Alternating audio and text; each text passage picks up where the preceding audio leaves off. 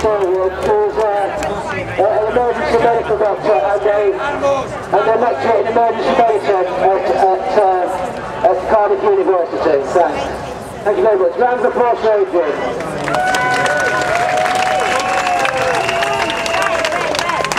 Thank you, Brendan.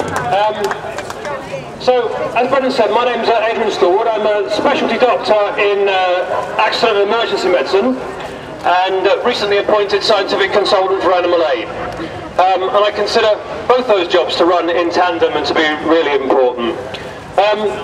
My journey to get here today really began with some work done by BUAV last year, and I'm really ashamed of myself that it took me so long to start becoming more active. I've campaigned for animals in various ways for many years, but it was the animal experiments carried out by Cardiff University that forced me to get fully involved in the struggle to end animal experiments.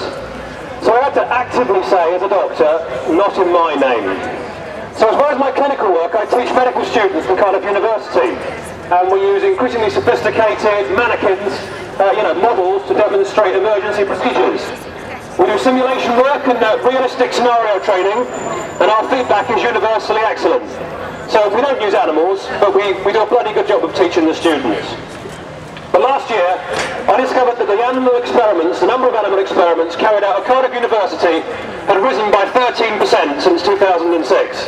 So a rise in just 4 years of 13%. And I consider any rise in this day and age to be catastrophic.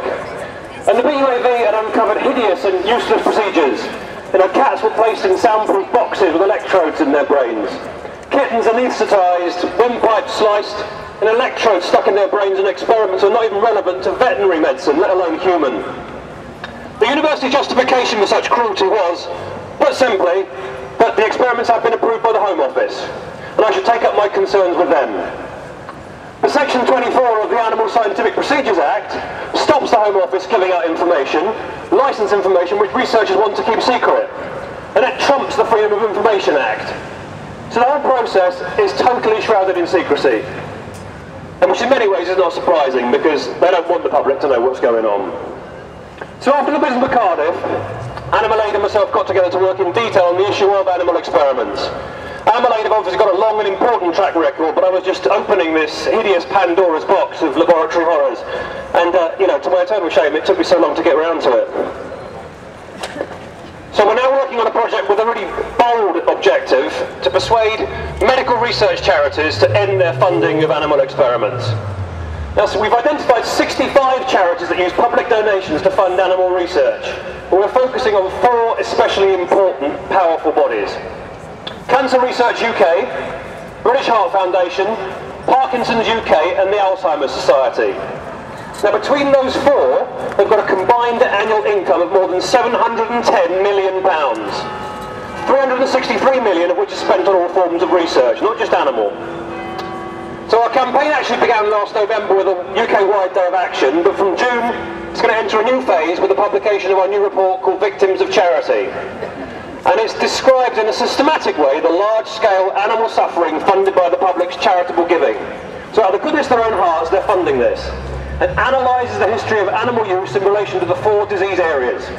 And it demonstrates beyond a shadow of a doubt that such efforts have comprehensively failed to yield human benefits. Now the cruelty of the research funded is absolutely obvious. In the service of cancer research, immune-deficient mice dying in the womb or perishing soon after birth from conditions that leave them unable to breathe or feed properly. They suffer lab anxiety made evident through plucking of hair or whiskers from the cage mates or themselves, stress-induced circling, pacing, jumping or backflipping, developing tumours and degenerative diseases. There's nude mice, that's immune-deficient mice, injected with human cancer cells and then force-fed via tubes into their mouths and stomachs, experimental anti-cancer drugs, painful daily injections into their tail veins of radio tracer chemicals to study cancer's development. In the service of heart disease research, healthy animals, grievously injured to produce a condition that is totally different from that found in human patients that I treat. Dogs having their hearts gradually destroyed over a period of months by the injection of beads, polystyrene beads, into their coronary arteries. Or tying off their coronary arteries, killing half of them acutely due to malign heart rhythms. We've got pigs pigs having their hearts damaged with constricting rings around their coronary arteries, which narrow gradually, not quickly, but over a period of weeks, resulting eventually in a heart attack. Weanling rats having strictures placed around their ascending aortas, blocking the blood flow from the heart as they grow. By 18 weeks of age, they're breathless and swollen with fluid collecting in their lungs and abdominal cavity. And the mice that are used to model heart attacks by tying their coronary arteries up, half of them die within the hour. And recently, the British Heart Foundation's Mending Broken Hearts appeal. Anaesthetized zebrafish having their scales pulled off with forceps and portions of their heart chopped out with ophthalmic scissors. In the service of Parkinson's research, marmosets being used to investigate a therapy that had already failed in human clinical trials. A dozen of them suffered 18 separate brain injections, with the needles being left in their brains for 2 minutes after installation of poison. Mice poisoned with brain-destroying chemicals or genetically modified to develop disease. They've actually injected paraquat into the abdomens of mice, specifically in order to kill or severely incapacitate them with a Parkinson's syndrome, which is so severe. And we found a saddening and really callous account by an American experimenter describing in her words how she makes monkeys extremely sick. As well as Parkinsonian symptoms, slowness, lack of movement, trouble walking, they can become paralysed, develop ulcers and hypothermia, and experience such severe weakness they're too feeble to eat and require feeding via tubes into their stomachs.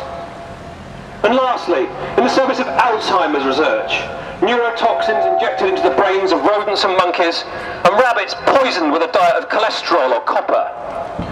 Genetically manipulated mice being forced to swim around a pool of water from which they can't escape or touch the bottom, trying to find a small platform on which they can rest. In later tests, the researchers submerge the platform so the mouse doesn't know where it is, it's got to remember it. All the mice are killed afterwards so their brains can be examined. Now, there are signs that some in the medical profession are becoming more receptive to the animal cruelty inflicted in its name, and I take heart from these. But what seems difficult to explain to the rank and file of my profession is that animal research betrays patients as much as animals. Time after time, therapies developed using animals prove useless in people. And of course, what is not known is many potentially useful treatments have been lost due to misleading animal data. It should be obvious there are intractable and obvious species differences. Humans are not zebrafish, for example, but it seems so hard to get this point across. In our research for victims of charity, we made a point of researching the latest treatments so we couldn't be accused of bias. We looked at stem cells, gene therapies, regenerative medicine, for all the diseases we selected. And we looked in detail at the correlation between animal studies and human clinical trials across the board. And we found a litany of failure. And our report runs to 14,000 words. There was enough for a report 3 times that size easily. We stuffed it full of examples, quotes, revealingly frank quotes, often from the research community itself, just how bad their experiments are. They do admit it, but they won't say it particularly publicly. So when we launch this report at Animal Aid, we'll start campaign initiatives designed to mobilise public support. We'll do national newspaper ads and a postcard campaign directed at the 4 charities. This combination was very successful in persuading supermarkets to insist that slaughterhouse suppliers install independently monitored CCTV cameras. And just as they have been conscious of the economic consequences of ignoring public opinion, medical research charities must be forced to recognise they are reliant on public goodwill for their income.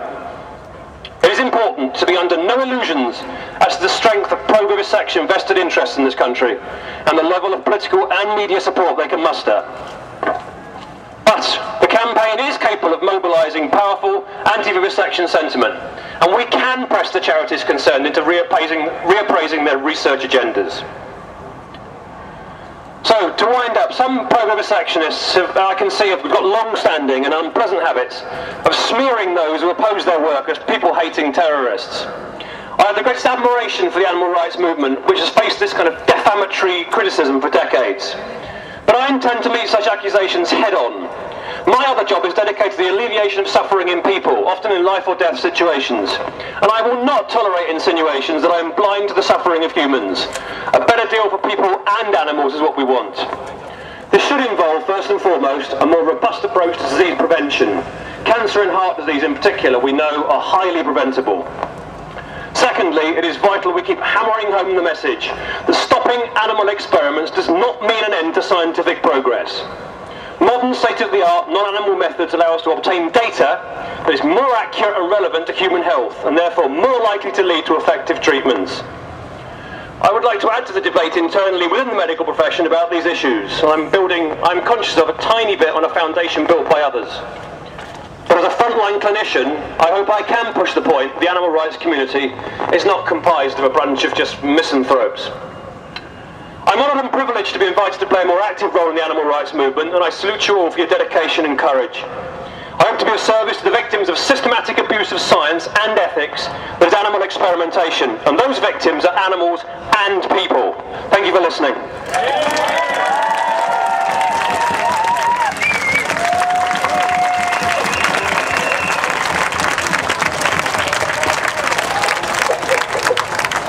Okay, thank you very much, Adrian. Before the next speaker, we're just going to have Dominic again, who's going to do his poem for us. Dominic Barry, you saw him at the beginning, here he is again.